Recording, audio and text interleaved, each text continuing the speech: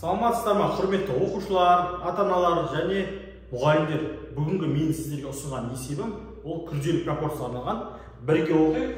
Твикстің құрамындағы жаңғақтың қантқа қатынасы 5/2 қатынасындай, ал қанттың шоколадқа қатынасы 3/11 қатынасындай. Егер Твикстің құрамындағы шоколад қанттан 64 граммға көп болса, онда Твикстің салмағы қанша? Міне төменде жауаптар берілген. Паузаға қосып өз күшіңізбен шығарып көріңіз. Төменге аты жөніңізді, қай қаладан екеніңізді және дұрыс жауабы не екенін қалдырыңыз.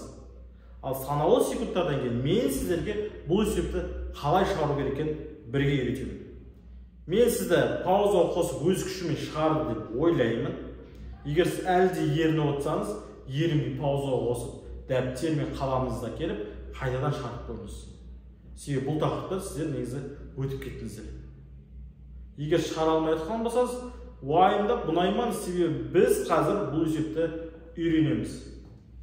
Бірінші қараңыз. Твикстің құрамындағы жаңғақтың қантқа қатынасы 5/2 қатынасына еді. Жаңғақ бөлінген қант тең болады 5/2 деп қоямыз. Бұл алғашқы пропорция. Келесі, ал қанттың шоколадқа қатынасы, 3/11 дейді. Енді осы жерде бізде екі пропорция бар, бірақ біз былай жасау керекпіз. Жаңғақтың қантқа, оның шоколадқа қатынасы деген осындай 3 элементтен тұратын пропорция керек. Ол үшін біз мына жерде қай әріп 2 рет қайталанған сайын. Бізде қант 2 рет сізген, қай әріп. Бірақ біреуінде 2 болып тұр, біреуінде 3 болып тұр.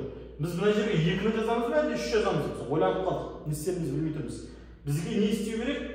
2 және 3 деген сандардың ең кіші орта есебін табуымыз. 2 мен 3-дің ең кіші орта есебі ол 6 деген сан. Яғни 6 2-ге де бөлінеді, 3-ге де бөлінеді. Яғни ең кіші сан. Біз мына бөлшекті 6-ға келтіру үшін 2-ні 3-ге көйтеміз. Егер сіз пропорцияның бір бөлігін 3-ге көйтсеңіз, соның екінші бөлігін 3-ге көйтуге міндетсіз.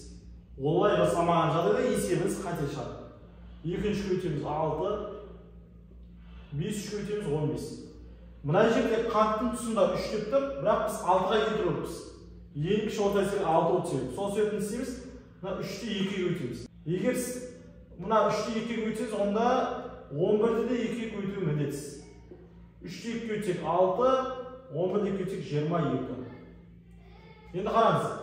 Жаңғақтың тұсында 15 тұр, қанттың тұсында 6 тұр, қанттың тұсында 6 тұр, шоколадтың тұсында 22 тұр. Яғни біз мына бір бөлшекті жасай аламыз. Жаңғақ деген сөз орны 15, қант деген 2 дейді 6 орны, 6 қорқытпай жаза береміз. Шоколад деген сөзге 22 жазамыз. Бұның бәрі тек бөліктердің бір-біріне қатынасы. Нақты әлі есеп шыққан жоқ. Нақты қанша граммнан екенін де білмейміз. Сол себепті мына тұсына x деген әріптерді қойып шығайық.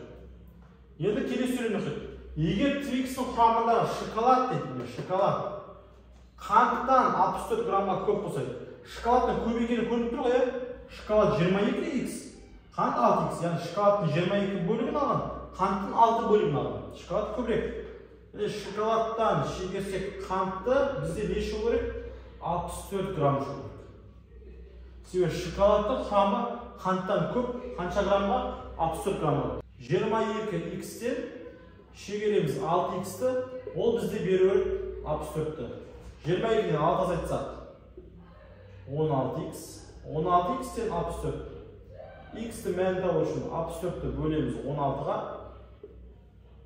x-тен болады 4-тен. Бірақ бұл біздің шешіміміз емес, бұл тек қана x-тің мәні. Егер біз осы 4-ті 15-ге көйтсек, 60 грамм жаңғақ пайдаланған. Егер біз осы 4-ті 6-ға көйтсек, 24 грамм қантты, және осы 22-ні 4-ге көйтсек, 88 грамм шоколадтың пайдаланған білеміз. Сұрақ қорасақ, онда Твикстің салмағы қанша? Твикстің салмағы осы жаңғақ, қант, шоколадтың салмақтарын қосылысынан тұрады. Жаңғақ қосылған, қант қосылған шоколад бізде пайда болады Твикс. Жаңғақтан 60, қанттан 24, және шоколадтан 88 граммды қосады екенбіз. 60-ға 24 қоссақ 84, 84-ке 88 қоссақ 172 грамм болады. Бұл бізде Д жауабында көрсетілген. Сіз бұл есепті қатесі шығардыңыз ба, әлде бізбен бірге үйрендіңіз бе? Төменге өз пікіріңізді қалдырыңыз. Біздің парақшаның дамуына үлес қосыңыз. Біздің парақшада осы есептердің бәріне лайк басып, пікір қалдырып, оны өздеріңіз достарыңызбен бөлісіп, WhatsApp-та чаттарға таратсаңыз, сіздің бұлай жасаған жақсылығыңызға сізге бұдан да көбірек есеп түсіріп, сізге бұдан да көбірек пайдалы білім беруге тырысамын. Сіздермен болған мен Сәлім ағайларыңыз. Ниш пен КТЛ-ге бірге оқуға түсейік. Сау болыңыздар.